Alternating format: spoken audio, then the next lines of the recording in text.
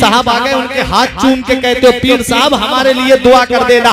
इतना याद रखना, इतनी जल्दी मेरी दुआ कबूल नहीं होगी, इतनी जल्दी पीर साहब की दुआ कबूल नहीं होगी, इतनी जल्दी किसी आलिम की दुआ कबूल नहीं होगी, जितनी जल्दी औलाद के हक में उसके बूढ़े माँ बाप की दुआ कबूल होगी। माशाअल्लाह माशाअल्लाह, माँ बाप सुभान अल्लाह सुभान अल्लाह, माशाअल्लाह माशाअल्लाह। राजी करो। माँ बाप अगर जिंदा है तो खिदमत कर लो।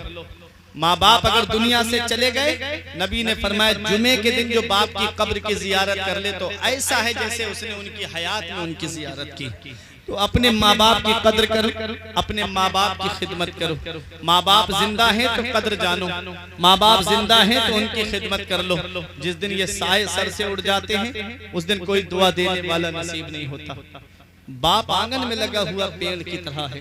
अल्लाह अकबर। माँ बाप बुढ़ापा क्या, जवानी क्या, ये बचपन बांट लेते हैं। बुढ़ापा क्या, जवानी क्या, ये बचपन बांट लेते हैं। न होकर दिल में गुंजाइश तो आंगन बांट लेते हैं। नहीं मंजूर हिस्से में किसी बेटे को अपनी माँ, मगर आपस में बूढ़ी माँ के कंगन बांट लेते हैं। नहीं मंजूर हिस्से में किसी बेटे को अपनी माँ, मगर आपस में बूढ़ी माँ के कंगन बांट लेते हैं। वक्त ठुकरा देगा एक दिन मेरी सारी ये कुर्बानियां, वक्त ठुकरा देगा एक दिन मेरी सारी ये कुर्बानियां। दामने उम्मीद में फकत नाकामियां रह जाएंगी। शादियों के बाद बेटे तो अलग हो जाएंगे, बाप के हाथों में फकत बैसाखियां रह जाएंगी। आज बीबी की मोहब्बत में गिरफ्तार होकर के अपने माँ बाप का बिस्तर घर से बाहर निकाल दिया। इतना याद रखना, बीबी की जन्नत शौहर की फर्मा बरदारी में है और शौहर की जन्नत उसकी माँ बाप की फर्मा बरदारी में है।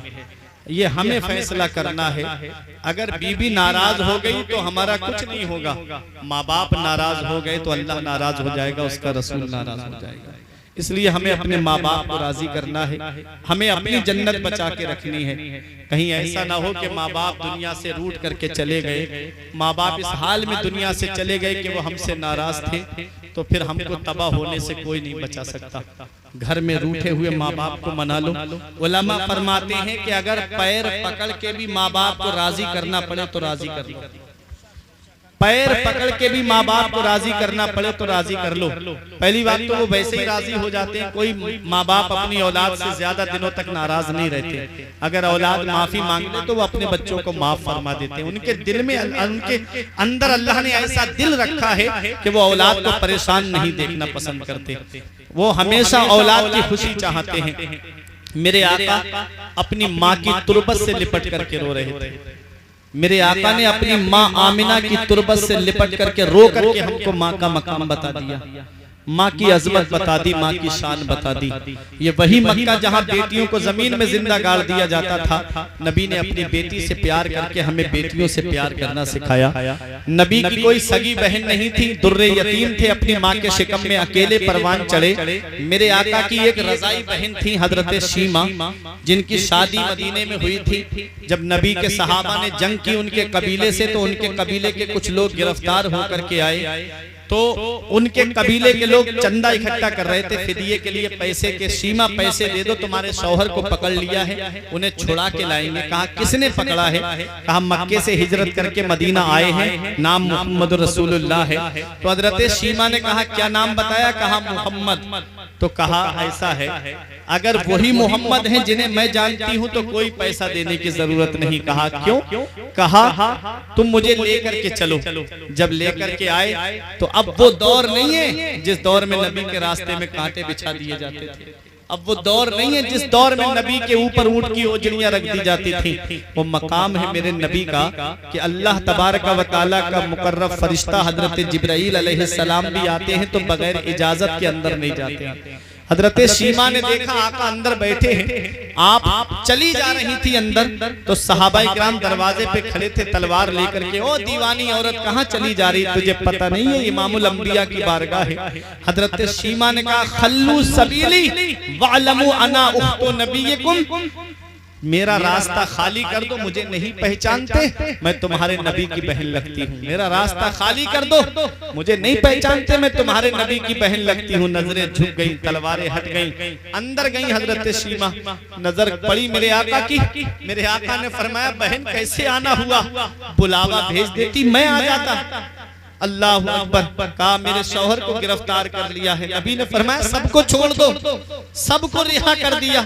सहाबा से फरमाया मेरे सहाबा, मैं हर मामले में तुमसे मशवरा करता था, आज मेरी बहन मेरे दरवाजे पर आ गई, इसलिए मैंने उसकी दिलजोई के लिए सबको छोड़ दिया।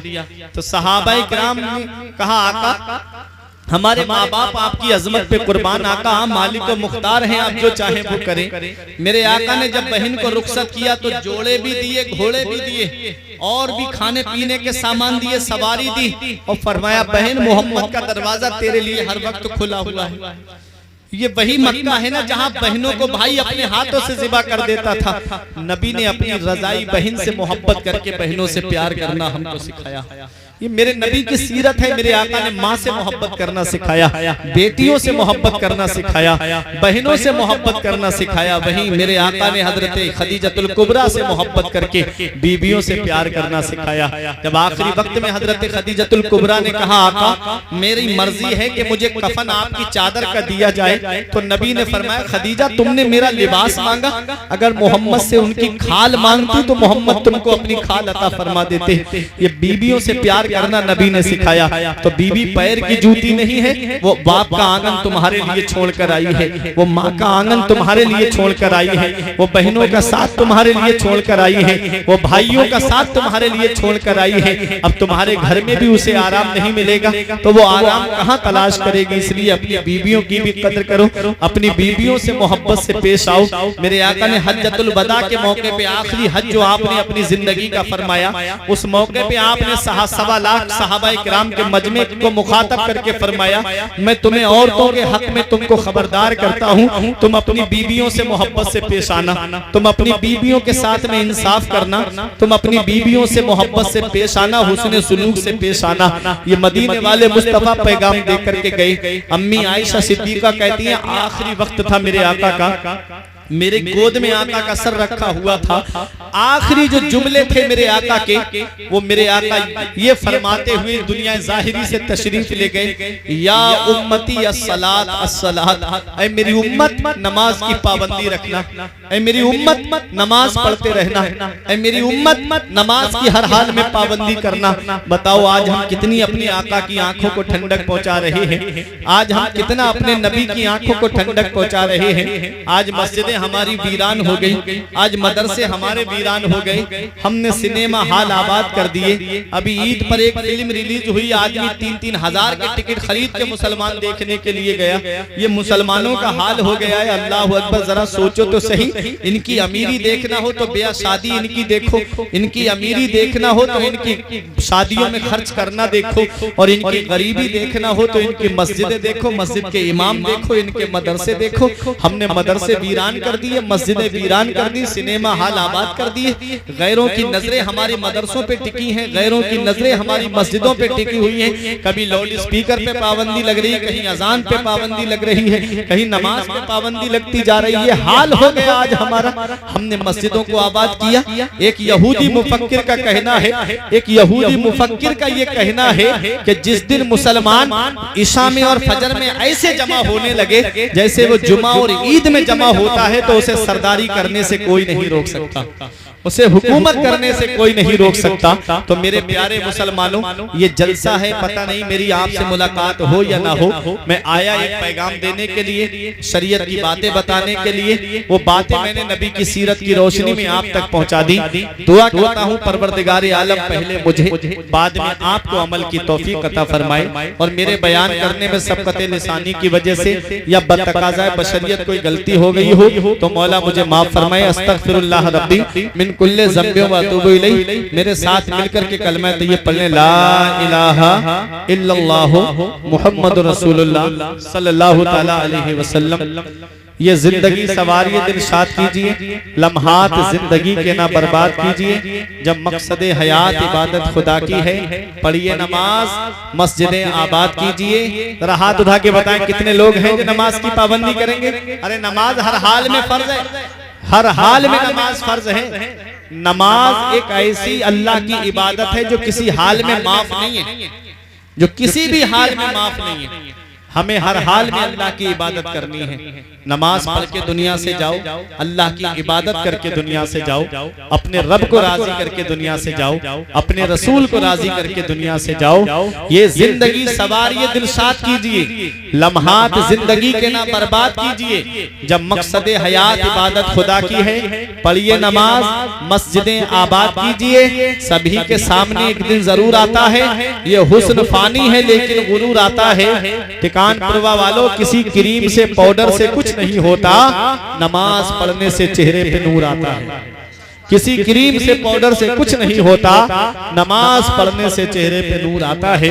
जिस्म फानी है, सजाने की जरूरत क्या है, हुस्न दुनिया को दिखाने की जरूरत क्या है। ऐसे आमाल करो कि रूह से खुशबू आए, इत्र कपड़ों पे लगाने की जरूरत क्या है। रही कली तो फूल खिलेंगे, जिंदगी बाकी रही तो फिर मिलेंगे। अस्सलाम वालेकुम व रहमतुल्लाहि व बरकातहू।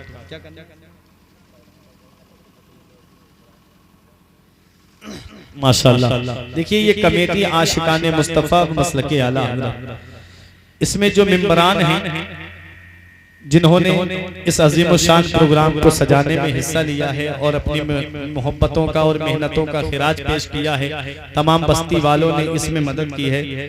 तो जितने भी कमेटी वाले हैं, इन सब के नाम में क्या लूं, पर मेरा रब सबके नाम जानता है। जो अपनी जगह है बस अपनी जगह वहीं पर दीन का काम करता रहे। मैं नाम बता दूं, इन्होंने मुझे जो नाम लिख करके दिए हैं, अब्दुल हफीज भाई हैं, मोहम्मद शब्बू हैं, नफीस अहमद उर्फ गुड्डू हैं, मोहम्मद राजकीन भाई हैं, शमसुद्दीन हैं, हाफिज जुबैर अहमद साहब, हाफिज फरमान रजा साहब, हाफिज अजीजुर रहमान साहब, अजमत अली साहब, मोहम्मद आशिक, रईस अहमद, इसरार अहमद, अख्तर रजा, बाबू अली, हसन अली, लुकमान अहमद, रिजवान भाई बीडीसी, शेर अली भाई बीडीसी, नजीर अहमद, इस्लामुद्दीन, छोटे लाल, जाकिर हुसैन, गुड्डू भाई और भी जिनके नाम लिखने से रह गए, जिन्होंने हिस्सा लिया। दुआ करता हूँ परवरदिगार आलम अपने हबीब के सदके वसीले से मौला